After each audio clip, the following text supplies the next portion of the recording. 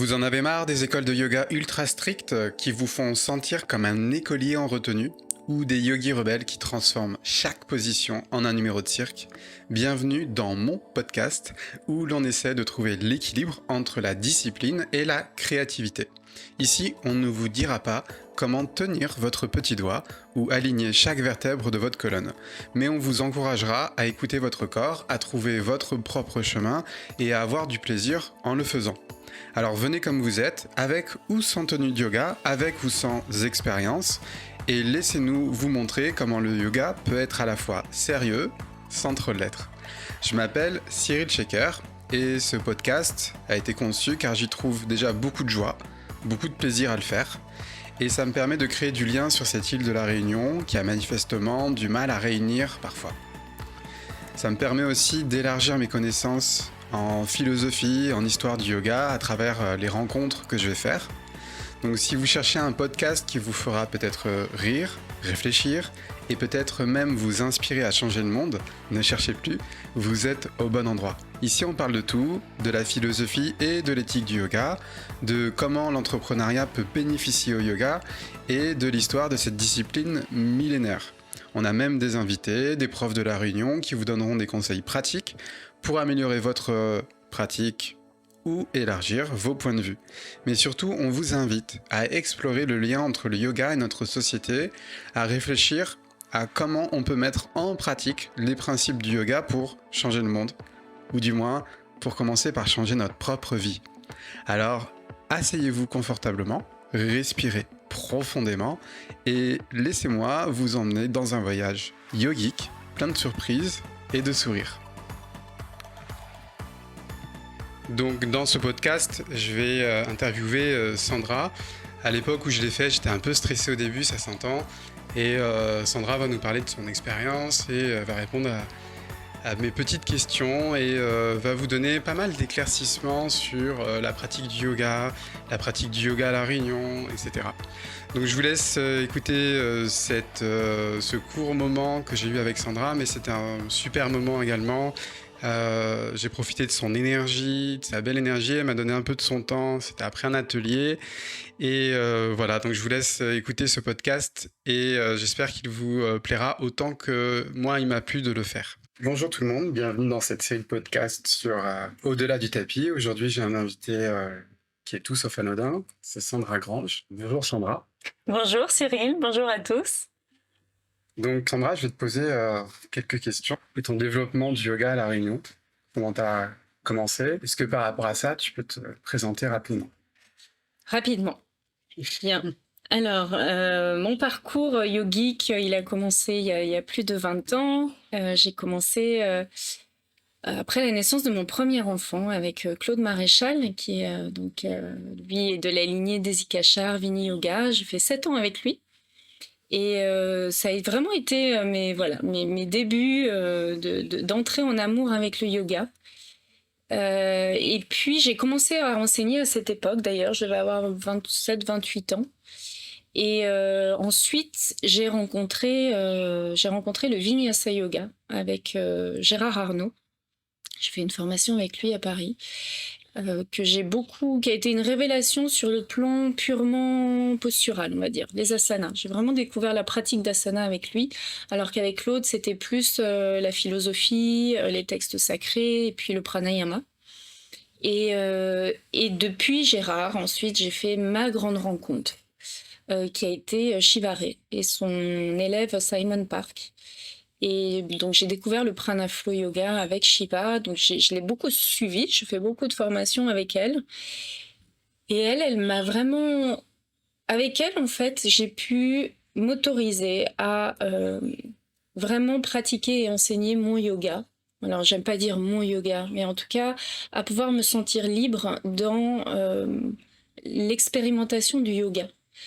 C'est-à-dire ne plus être dans des dogmes, les choses se font comme ça et comme ça, mais ça m'a donné une liberté d'expérimenter au-delà et de pouvoir pratiquer le yoga depuis l'intérieur, depuis ma propre sensibilité. Et je pense que mon enseignement s'en est trouvé également transformé. Et c'est ensuite que je suis arrivée à La Réunion.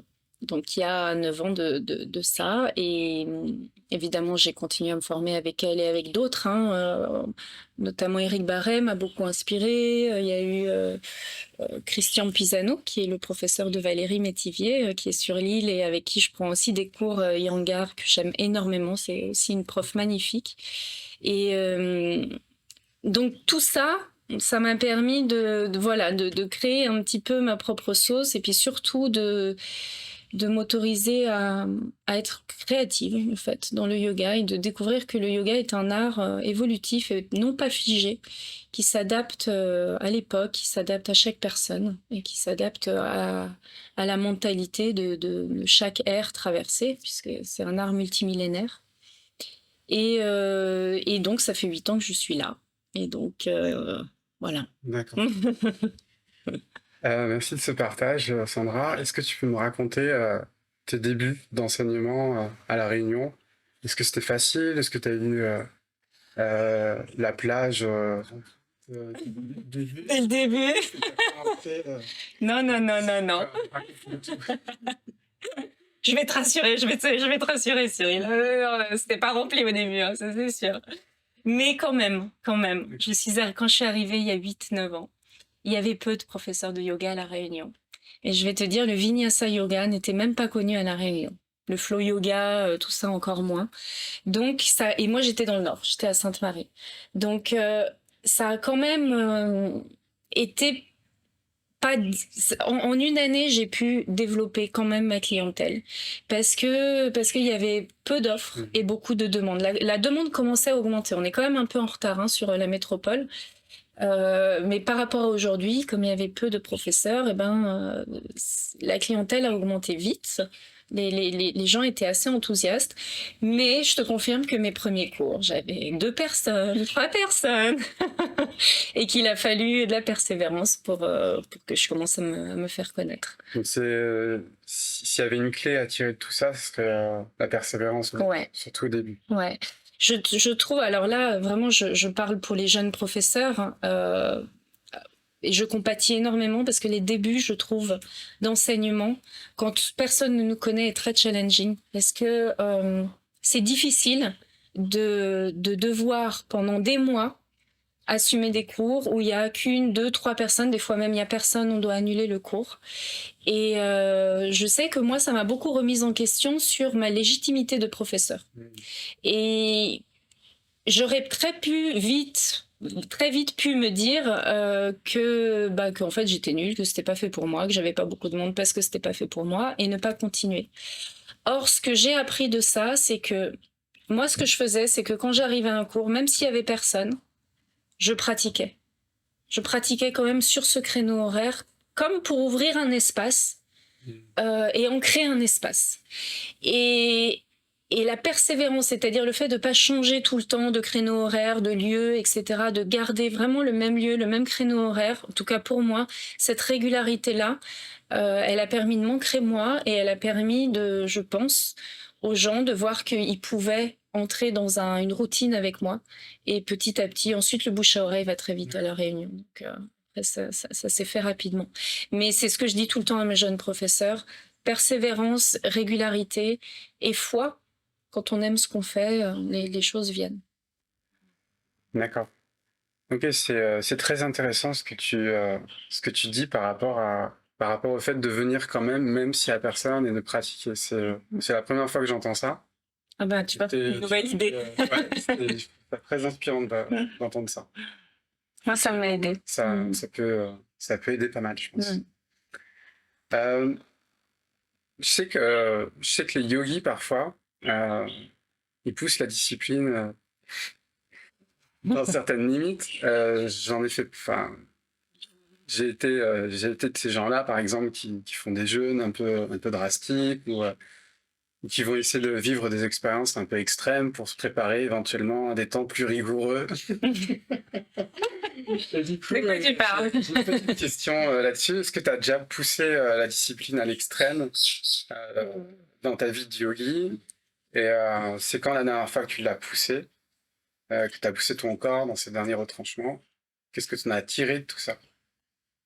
Ah ben dis donc, Ouais. ça va fort tes questions.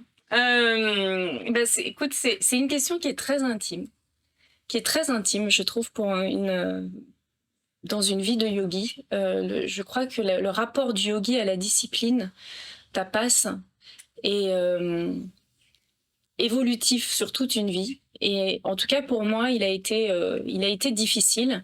Et je suis passée effectivement par plusieurs étapes. J'ai voulu m'imposer une discipline, parce que c'est ce qu'on me disait. Quand on fait du yoga, il faut une discipline, que les yogis se lèvent à 3 heures du matin, qu'ils font des ablutions et qu'ils pratiquent pendant des heures, et que si on veut être un vrai yogi, c'est ce qu'il faut faire. Et j'ai essayé de faire ça. Et je tenais pendant 1 mois, 2 mois, pour finir par m'épuiser, parce qu'en plus, moi, j'avais une vie de famille avec des enfants en bas âge à l'époque, et ça me convenait pas du tout. Je me suis souvent épuisée. Et puis, quand j'ai pu de plus en plus tenir une discipline assez rigide, j'ai observé que je me durcissais, que je devenais dure au niveau du cœur, que ça asséchait mon cœur. Et que je devenais dure également avec mes élèves en termes d'exigence, et que je n'adaptais plus le yoga à mes élèves, que j'essayais de leur imposer la discipline que je m'imposais de manière dure. Et je me suis blessée à plusieurs reprises dans cette dureté-là. Alors ça n'a jamais été des grosses blessures, mais les genoux, les poignets une fois, hanches et genoux, dans des postures. Donc j'ai appris aussi que cette dureté-là ne menait nulle part dans le yoga. Et que surtout, je me trompais de route, parce que ça durcissait ma volonté, ça durcissait mon attachement à la forme, notamment dans les postures. Parce que j'ai eu une période de ma vie où je voulais accomplir des postures très difficiles. Et voilà, j'ai pu expérimenter certaines choses, mais j'ai vu que je n'atteignais pas l'illumination pour autant. Donc peut-être qu'il y avait une autre voie à emprunter. Et je suis entrée dans une voie avec plus de douceur. Et il y a une chose qui m'a vraiment marquée, notamment dans l'enseignement d'Éric Barret, c'est qu'un jour, il a dit le yoga, la discipline du yoga, ça doit être comme un rendez-vous amoureux. Quand vous allez sur votre tapis, ça doit avoir la même saveur qu'un rendez-vous amoureux. Donc, quand on va rencontrer l'être aimé, il y a une joie profonde qui se déploie en nous. C'est pas ah non, ça va être dur, mais bon, il va. Et moi, j'allais un peu sur mon tapis en mode guerrière. Et lorsque je me suis dit, ok, qu'est-ce qu'il faut que je modifie dans ma pratique pour que j'aie cet enthousiasme à aller à ce rendez-vous amoureux avec moi-même le matin. Et du coup, j'ai complètement modifié ma pratique. Il y a quelque chose de beaucoup plus doux qui s'est installé, et surtout de beaucoup plus libre. C'est-à-dire que j'arrivais sur mon tapis, et le flow yoga m'a aussi appris ça, en entrant à l'intérieur et en laissant émerger ce qui devait émerger. Donc des fois, c'est juste un shavasana. Et puis des fois, c'est une séance de 4 heures qui se déploie. Et peu importe en fait ce qui se déploie. L'important, c'est la qualité d'amour qui est vécue à ce moment-là. Mais quand même, je ne vais pas fuir plus longtemps ta question. Je vais quand même aller au bout de ta question. La dernière discipline extrême que je me suis infligée, c'était il y a un peu plus de 6 mois. Je n'ai pas mangé pendant 50 jours. C'est-à-dire que j'ai voulu expérimenter le jeûne pranique. Enfin, c'est même pas en termes de jeûne, c'est vraiment... j'ai voulu expérimenter le pranisme. Et ça m'a amené à ne pas manger pendant 50 jours. Et effectivement, comme tu le dis, quand on est dans cette voie de yogi, moi en tout cas, en ce qui me concerne, ce que j'ai pu constater, c'est que je suis dans la recherche de sensations mystiques très fortes. Comme je pourrais être dans la recherche d'expériences sportives fortes, ou dans la recherche d'accumulation de biens matériels, etc. En fait, je me suis aperçue que j'étais dans une consommation de sensations fortes que m'apporterait une discipline extrême. Et effectivement, je crois que le point culminant de ça a été cette expérience pranique de 50 jours qui m'a amenée... évidemment dans des états mystiques très très très hauts, dans des sensations d'unité et d'amour. Moi, ça a vraiment été cette connexion à la source d'amour qui était voilà, qui coulait à travers moi. J'avais pas de nourriture physique, mais j'avais vraiment une forme de lumière amoureuse qui coulait à travers moi.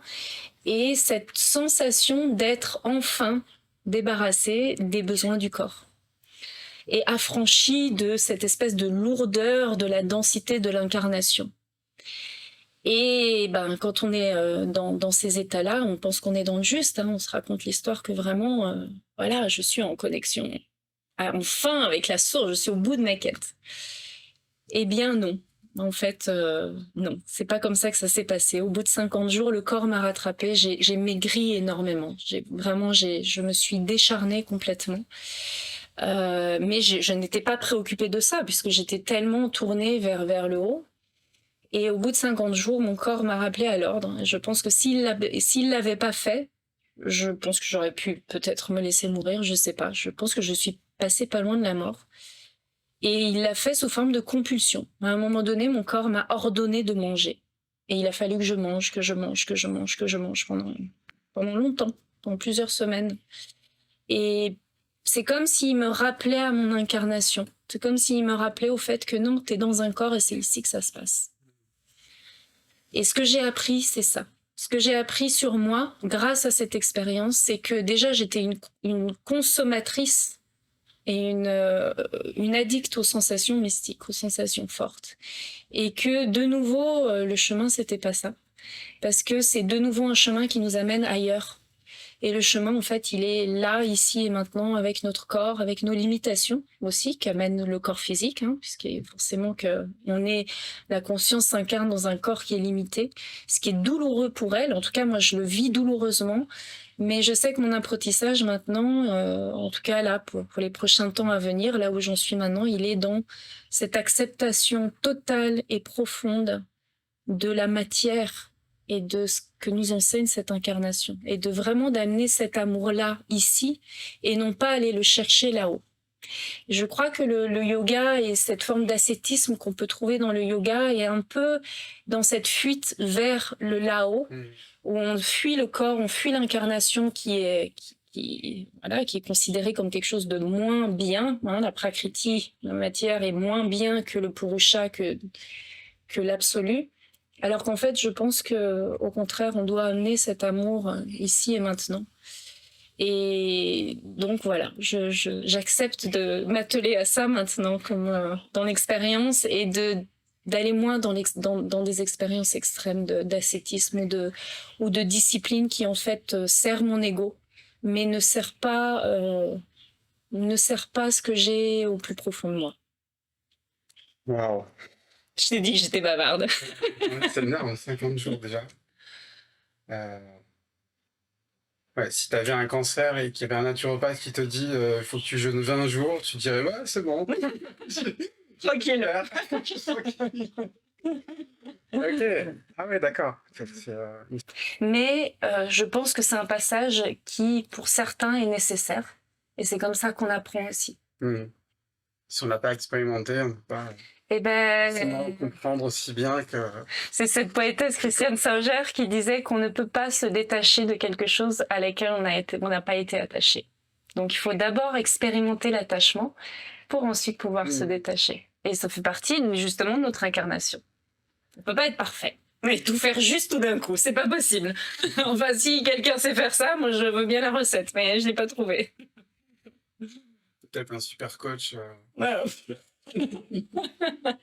Un méga coach, ouais, je sais pas. Je vais passer par la question que je pose un peu à tout le monde. Je sais que, par exemple, on a tous des valeurs. On a tous une définition qui est propre à nos valeurs. Moi, par exemple, il y a une valeur qui est importante pour moi, c'est l'éthique. L'éthique dans l'enseignement, dans ce que je propose, dans tout ce que je vais faire, je vais essayer de mettre la notion d'éthique avec la définition que j'en mets, qui est complètement différente de ta définition, de celle de Julien que j'ai interviewé dans l'épisode d'avant, et qui est aussi différente de tout le monde. Oui. Donc toi, c'est quoi ta définition de l'éthique et comment tu la portes? Ma définition de l'éthique. Le premier mot qui me vient quand tu dis éthique, c'est le mot authenticité.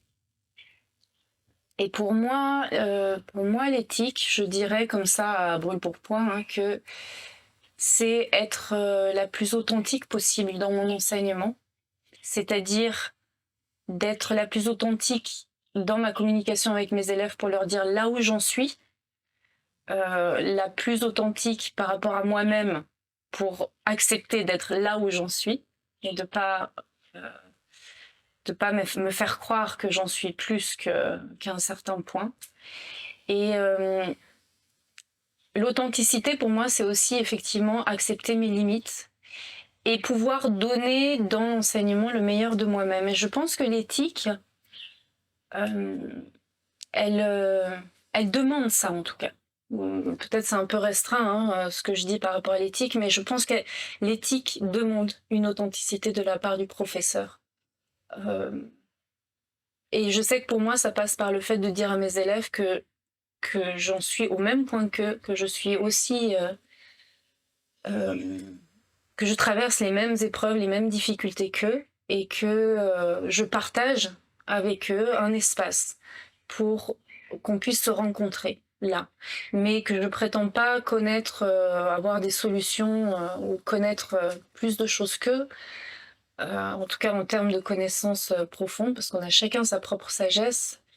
Et, et voilà, mon éthique c'est ça. Et puis évidemment, de continuer à me nourrir. Et les formations font partie de ça, mais pas que. Aussi de me donner du temps à moi pour pouvoir ensuite partager un espace de qualité avec mes élèves.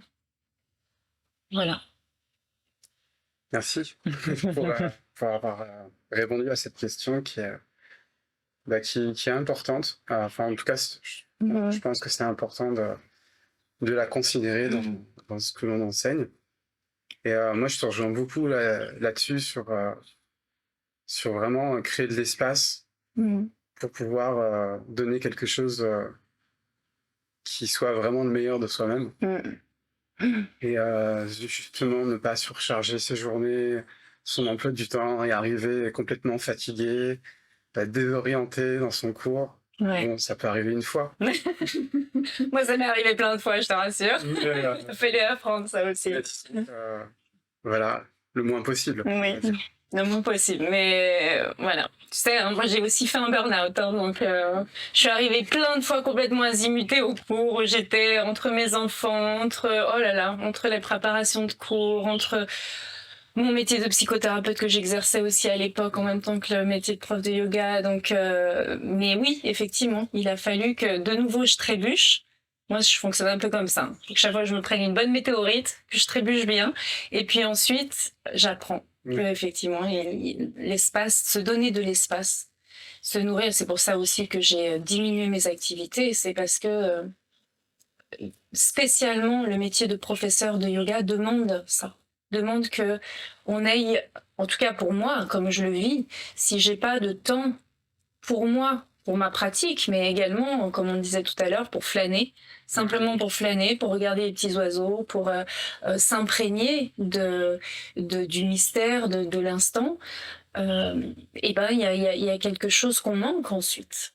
On passe à côté de quelque chose. Et je pense que ça fait partie de la discipline, entre guillemets, du professeur de yoga, d'avoir un emploi du temps dans lequel on trouve de l'espace pour soi. Et ça, c'est dans notre société. C'est un immense challenge, surtout quand on a une famille, etc. Et parce que la société nous demande de faire et d'accomplir beaucoup de choses. On est dans une société du faire, où on doit faire pour prouver qu'on est valable. Et c'est très difficile de prendre du temps pour se retirer et ne rien faire. C'est très compliqué. Mais je pense que c'est important. En tout cas, pour moi, ça a été important. Oui, c'est ce qui permet d'arriver avec une certaine légèreté. Oui. Et de l'apporter ensuite à ceux qui en ont tellement besoin. Complètement. On va bientôt finir cette interview qui a dépassé un petit peu les 20 minutes usuelles, mais comme c'était super intéressant, on va la tenir encore un peu. Ok, encore une question. Désolé pour ceux qui avaient prévu 20 minutes d'écoute, c'est un peu plus. Non, la dernière question, c'est est-ce que tu as le mot de la fin? Est-ce que tu as un petit truc à ajouter par rapport à tout ça? Le mot de la fin. Mot de la fin. Le mot de la fin, ce qui me vient, c'est oh là là, amusez-vous mes amis, amusez-vous. Que le yoga soit empreint de légèreté et de joie amoureuse. Pour moi, c'est vraiment ça. Et c'est se prendre un petit peu moins au sérieux, parce que des fois, c'est un sujet grave, le yoga, et amener beaucoup, beaucoup de joie dans sa pratique. En tout cas, moi, c'est vraiment quelque chose qui me nourrit, cette joie dans la pratique. Et quand j'ai plus de joie, je sais que là, je dois réajuster quelque chose. Donc voilà, cette joie-là. Merci à toi, Cyril. Et merci pour tous ces podcasts et toute cette belle énergie que tu mets à partager le yoga et puis partager tout ce qui peut se dire autour du yoga. Donc je te remercie beaucoup. C'était vraiment chouette, cette petite interview avec toi. Ouais, super. J'ai vraiment apprécié. J'ai appris quelque chose et ça me permet de grandir aussi, ces petites interviews. Et ça m'a permis aussi de me challenger un petit peu, dans le sens où j'allais pas interviewer que mes potes yogis qui étaient autour de moi. Je me suis dit non, mets-toi dans un petit challenge. C'est là que tu vas peut-être apprendre des petites choses intéressantes. Donc merci à toi. Merci pour ta confiance. Bon, pour tous ceux qui nous ont écoutés, on a dépassé largement les 20 minutes. On se retrouve dans un 3e épisode avec un nouvel invité bientôt. En tout cas, je vous souhaite à tous une très belle journée. J'espère que ce podcast va rayonner votre journée du mieux possible.